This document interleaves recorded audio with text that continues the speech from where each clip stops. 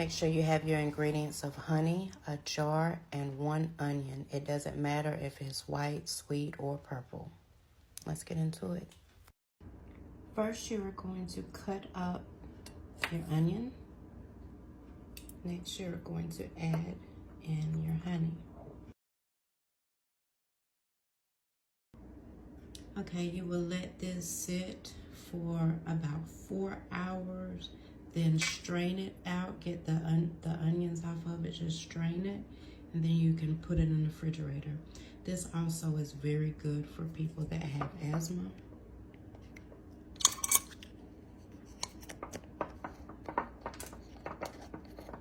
This is good for children that have coughs going back to school after the holidays. They get sick. It's better that we give them natural things instead of so many drugs and medications. After you have strained all of the onions out, after 4 hours, you will put this in a container and put it in the refrigerator. It will hold for 2 months, and just take it as needed.